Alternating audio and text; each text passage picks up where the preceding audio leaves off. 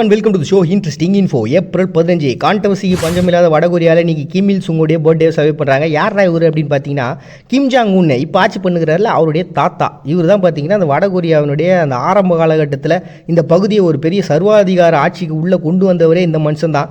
இவர் 1948 1994 வரைக்கும் அந்த பகுதியை வந்து தன்னுடைய கண்ட்ரோலில் வச்சிருந்தாருப்பா.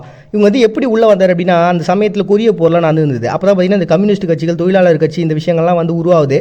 ஸோ அதனுடைய தலைவராக இவர் இருக்கிறாரு. அப்போ தான் சோவியத்தினுடைய சப்போர்ட் அப்படின்றது ஒரு கிடைக்குது. ஏன்னா தென்கொரியா பொறுத்த வரைக்கும் பார்த்தீங்கன்னா அமெரிக்காவுடைய சப்போர்ட் அவங்களுக்கு கட்சிது.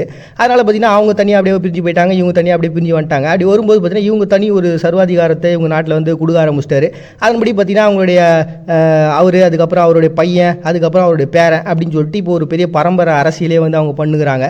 ஸோ அப்படிப்பட்ட ஒரு பர்சனை தான் பார்த்தீங்கன்னா இவங்க ஊரில் சூரியனுடைய பிறந்தநாள் அப்படின்னு சொல்லிட்டு இது எல்லாரும் செலிப்ரேட் பண்ணுறாங்க. எல்லாரும் சூரியனுடைய பிறந்தநாள் சொல்கிறாங்களா இல்லை சொல்ல வைக்கிறாங்களா அப்படின்றதெல்லாம் நமக்கு தேவையில்லாத விஷயம். ஸோ இன்னைக்கு இந்த கிம் இல் சுங்கோடைய பர்த்டே வந்து வடகொரியா செலிப்ரேட் பண்ணுறாங்கப்பா April 15. Next day world art day அப்படின்னு சொல்லிட்டுங்க. இது வந்து அந்த ஓவியங்கள், சிற்பக்கலைகள் இதெல்லாம் வந்து கொண்டாடுறதுக்காக உருவாக்கப்பட்டது. இது வந்து 17வது முறையாக எல்லா புது சபையும் அந்த ஆர்ட்டினுடைய சபையெல்லாம் ஒன்றா உட்காந்து பேசியிருந்தாங்க 2012.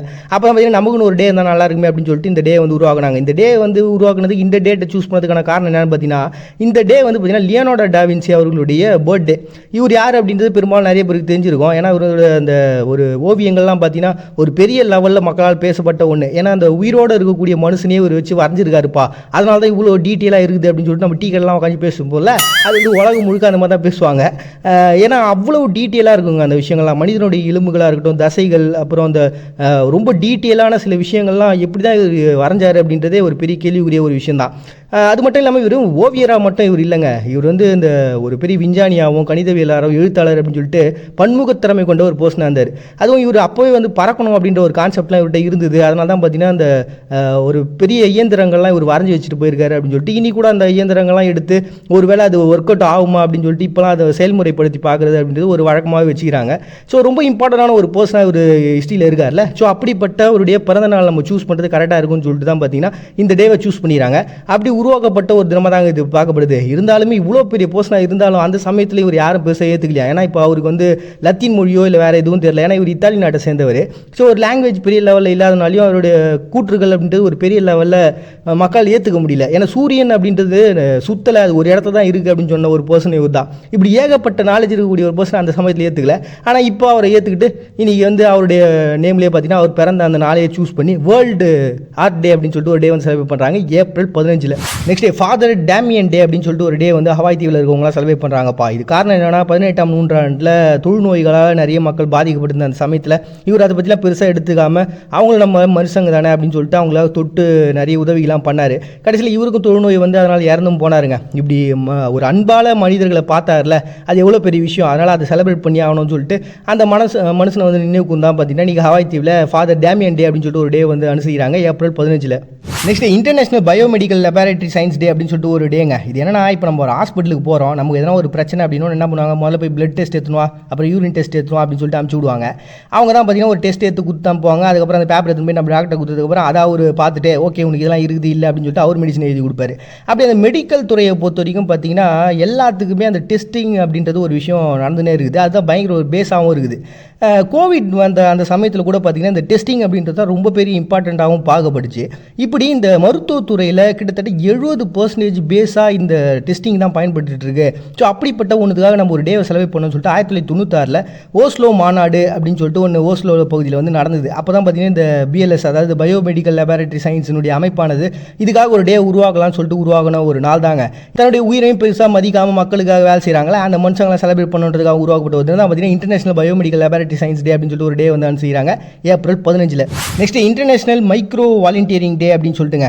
வாலண்டியர் தெரியும், அதுனா மைக்ரோ வாலண்டியர்னா இப்போ ஒரு 5 நிமிஷம் சும்மா அப்படி 10 இருப்போம். அப்போ என்னடா பண்ணலாம் அப்படின்னு யோசிச்சுன்னா அப்பயும் நீங்கள் வந்து நம்ம சொசைட்டிக்காக உங்கள் வாலண்டியராக நீங்கள் சில விஷயங்களை பண்ணலாம்ப்பா அப்படின்னு சொல்லிட்டு ஷார்ட் டைம் பீரியடில் நம்மளால் வந்து வாலண்டியர் செயல்பட முடியும் அப்படின்னு சொல்லிட்டு சொல்லக்கூடிய ஒரு நாள் தான். 2006 பார்த்தீங்கன்னா மை சொசைட்டி அப்படின்னு சொல்லிட்டு ஒரு இணையதளம் மூலமாக இது ஃபேமஸ் ஆக ஆரம்பிச்சது. அது தொடர்ந்து பார்த்தீங்கன்னா 2014 இது வேர்ல்டு வைடில் இருக்கக்கூடிய மக்களால் வந்து அனுசரிக்கப்படுச்சுங்க. ஷார்ட்டாக சொல்லணும் அப்படின்னா நம்மளால் வந்து ஒரு சிறு துளி பெருவெள்ளம் அப்படிங்கிற மாதிரி சின்ன சின்ன வேலைகள் செஞ்சாலே போதும் நம்ம சொசைட்டியை பெரிய லெவலில் மாற்றிடலாம் அப்படின்ட்டு தான். இப்போ சும்மா நீங்கள் உட்காந்துக்கிற சமயத்தில் அப்படி சுற்றி இருக்கக்கூடிய குப்பைங்களை சாலைங்கெல்லாம் க்ளீன் பண்ணி விடுங்க, இல்லாட்டி யாருக்காவது ஹெல்ப் பண்ண முடிஞ்சால் வயசானவங்களுக்கு போய் ஹெல்ப் பண்ணுங்க அப்படின்னு சொல்லக்கூடிய ஒரு நாள் தாங்க. அப்படி வாலண்டியராக இருக்கக்கூடியவங்கள செலிப்ரேட் பண்ணுறதுக்காக உருவாக்கப்பட்டதுன்னு தான் பார்த்தீங்கன்னா இன்டர்நேஷனல் மைக்ரோ வாலண்டியர்ஸ் டே அப்படின்னு சொல்லிட்டு ஒரு டே வந்து அனுப்பிச்சிருக்காங்க ஏப்ரல் 15. நெக்ஸ்ட் ரஷ்யாவில் பார்த்தீங்கன்னா day of radio electronic fight troops அப்படின்னு சொல்லிட்டு ஒரு டேங்க. இது என்னன்னா இப்போது ஒரு மிலிட்ரியை பொறுத்த வரைக்கும் அதில் வந்து சண்டை போடுறதோ இல்லை துப்பாக்கி சுடுறதோ அந்த அளவுக்கு திறமை இருந்தால் மட்டும் போதாது, எல்லா விதத்துலையும் டெக்னாலஜி வைஸ்லையும் வந்து திறமையாக இருந்தால் மட்டும்தான் முடியும். அப்படி ஒரு 1904 நடந்த ஒரு சம்பவம் தான். ஜப்பானுக்கும் ரஷ்யாவுக்கும் நடந்த ஒரு போரில் பார்த்தீங்கன்னா இவங்க ஒரு கப்பல் எடுத்துன்னு போகிறாங்க, அவங்க ஒரு கப்பல் எடுத்துன்னு வராங்க. இப்படி ஜப்பானுடைய தாக்குதல் அப்படின்னு நடக்க ஆரம்பிச்சதுக்கப்புறம் ரஷ்யாவில் இருக்கக்கூடியவங்க என்ன பண்ணாங்கன்னா அவங்களுடைய கப்பலினுடைய தாக்குதல் நம்ம தப்பிக்கிறதுக்கு என்ன பண்ணலாம் அப்படின்னு யோசிச்சப்ப ஒரு சில டெக்னாலஜி வைஸ் வந்து அவங்கள திசை திருப்பத்துக்கான முயற்சிகள்லாம் பண்ணாங்க. அதில் ஒரு மிகப்பெரிய சக்ஸஸையும் அவங்க அடைஞ்சாங்க. அதை நினைவு கூறணும் அப்படின்றதுக்காக தான் பார்த்தீங்கன்னா 2006 இந்த டே வந்து உருவாகிறாங்க. இப்படி இந்த எலக்ட்ரானிக் சம்மந்தப்பட்ட விஷயங்களில் பயங்கர திறம்பட செயல்படக்கூடிய இந்த ராணுவ வீரர்கள்லாம் ஒரு கௌரவிச்சு அவங்களுக்கு விருதுகள்லாம் கொடுக்கக்கூடிய ஒரு நாளாக அதை செலிப்ரேட் பண்ணுறதுக்காக உருவாக்கப்பட்ட ஒரு டே தான் பார்த்தீங்கன்னா day of radio electronic fight troops day அப்படின்னு சொல்லிட்டு ஒரு டே வந்து செலிப்ரேட் பண்ணுறாங்க Russia April 15. Next world day of culture day அப்படின்னு சொல்லிட்டுங்க. இது வந்து 1914 ரஷ்ய நாட்டை சேர்ந்த ஓவியர் நிக்கோலஸ் ரோரிச் அப்படின்ற ஒருத்தர் என்ன பண்ணார்னா, நீங்கள் வந்து சண்டை போட்டுக்குங்க, ஒரு இடத்த பிடிக்கணும்னு நினைக்கிறீங்க, ஓகே, நீங்கள் சண்டை போடுறதுல எதுக்கு இப்போ எங்களுடைய அந்த பாரம்பரியமான கல்ச்சர்னுடைய முக்கியமான இடங்கள்லாம் அழிக்கிறீங்க, சேதப்படுத்துறீங்க, அதை முழுசாக அழிச்சிடணும்னு நினைக்கிறீங்க, இதெல்லாம் சரியில்லை அப்படின்னு சொல்லிட்டு முதல்ல சொல்கிறாரு. ஆனால் அப்போ அதை யாரும் பெருசாக ஏற்றுக்கல. அதுக்கப்புறம் 1935 ஜனாதிபதியாக இருந்தவர், இந்த அமெரிக்காவுடைய ஜனாதிபதி அந்த ரூஸ்வெல்ட் அப்படின்ற ஒரு பர்சன் தான் பார்த்தீங்கன்னா 21 நாடுகளை ஒன்றா கூட்டி வச்சு இது பாருங்க அவங்களுடைய கலாச்சாரம் சம்மந்தப்பட்ட இடங்களை நம்ம கை வைக்கக்கூடாது அப்படின்னு சொல்லிட்டு எல்லாரும் சைன் பண்ணுங்கப்பா அப்படின்னு சொல்லிட்டு சைன் பண்ணாங்க.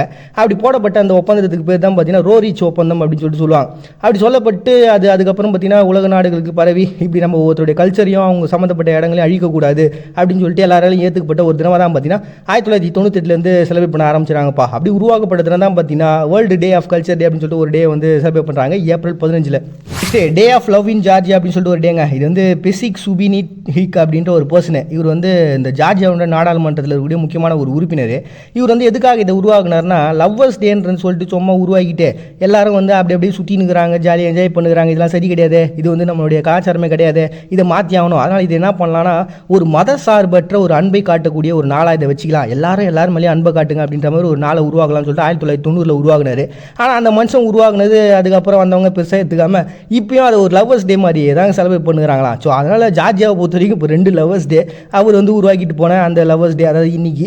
அதுக்கப்புறம் பார்த்தீங்கன்னா வழக்கம் போல் அந்த பிப்ரவரி 14 இதையும் வந்து செலிப்ரேட் பண்ணுறாங்க. அப்படி உருவாக்கப்பட்ட ஒரு தினம் தான் பார்த்தீங்கன்னா day of love in Georgia அப்படின்னு சொல்லிட்டு ஒரு டே வந்து செலிப்ரேட் பண்ணுறாங்க ஏப்ரல் 15. நெக்ஸ்ட் லவ்வர்ஸ் டே அப்படின்னு சொல்லிட்டு கஜகஸ்தான் செலிப்ரேட் பண்ணுறாங்க. ஆனால் இதுக்கு பின்னாடி வரலாறு இருக்குது. இதுக்கு வந்து சுலு தினம் அப்படின்னு சொல்லிட்டு இன்னொரு பேரை வச்சுக்கிறாங்க. ஆனால் இவங்க இந்த ஒரு காதலை அழிக்கணும் அப்படின்ற ஒரு கான்செப்ட்லாம் கிடையாது.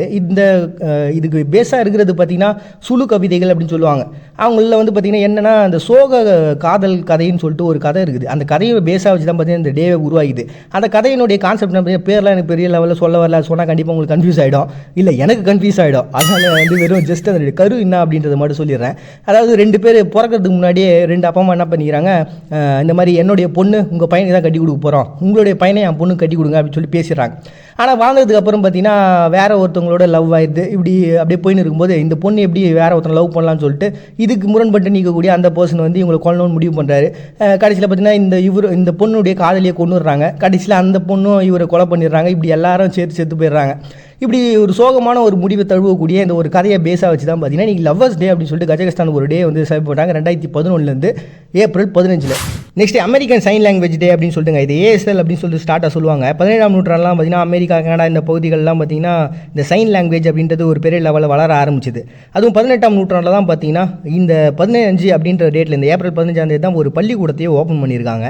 அதுக்கப்புறம் பார்த்தீங்கன்னா மற்ற இடங்கள்லாம் அப்படியே ஸ்ப்ரெட் ஆகி எல்லாருமே வந்து இந்த காது கேளாதவர்களுக்காக சைன் லாங்குவேஜ் அப்படின்ற ஒரு விஷயத்தையே வந்து பயங்கரமாக ஸ்ப்ரெட் ஆகுறாங்க. சரி, இந்த டேட்டை இவங்க எதுக்காக உருவாகணும் அப்படின்னா இப்போ இந்த சைன் லாங்குவேஜில் படிக்கிறவங்களோட எண்ணிக்கை அப்படின்றது எந்த அளவுக்கு இருக்குன்னா பெரிய லெவலில் இல்லையா. பெரிய லெவலில் இல்லை அப்படின்றத விட 98% பேர் இதை வந்து படிக்கிறதே கிடையாது அப்படின்றது கான்செப்ட் தான். ஏன்னா அவங்களுடைய பெற்றவங்க எல்லாருமே வந்து காது கேட்குறவங்களா இருக்கிறதுனால அவங்க வீட்லேயே வந்து இந்த சைன் லாங்குவேஜை யூஸ் பண்ணுறது இல்லை அப்படின்னு சொல்லி ஒரு வருத்தத்துக்கு ஒரு விஷயத்தை சொல்கிறாங்க. அப்போ இந்த டேவை எதுக்காக உருவாக்குனாங்க அப்படின்னா அவங்ககிட்ட பேசுகிறதுக்கு நாம் ட்ரை பண்ணணும். அப்போ நம்ம தான் வந்து இந்த சைன் லாங்குவேஜ்லாம் கற்றுக்கணும் அப்படின்ற ஒரு கான்செப்டோடையும் அட் த சேம் டைம் இது சொல்லித்தரக்கூடிய அந்த பள்ளிக்கூடங்களில் வேலை செய்கிறவங்களை அவங்க செலிப்ரேட் பண்ணி அவங்களை கௌரவிக்கணுன்றதுக்காக உருவாக்கப்பட்ட ஒரு தினம் தான் பார்த்தீங்கன்னா அமெரிக்கன் சைன் லாங்குவேஜ் டே அப்படின்னு சொல்லிட்டு அமெரிக்கா, கனடா வந்து செலிப்ரேட் பண்ணுறாங்க ஏப்ரல் 15. நம்ம கூடவே இருக்கிற க்ளோஸான பர்சனு நம்மளுடைய உணர்வுகளை மனசால புரிஞ்சிக்க முடியல அப்படின்னா நீங்கள் கோவப்பட்டு திட்டுற வார்த்தைகளால் மட்டும் அவங்களால புரிஞ்சிக்க முடியுமா என்ன? மறுபடியும் எல்லாரும் நாளைக்கு வந்து சந்திக்கிறாரு. உங்கள்கிட்ட விடைபெறுது நான் அவங்க பாட்டியை நீங்கள் பார்த்துட்டு இருக்கேன். இந்த நிகழ்ச்சி இன்ட்ரெஸ்டிங் இன்ஃபோ.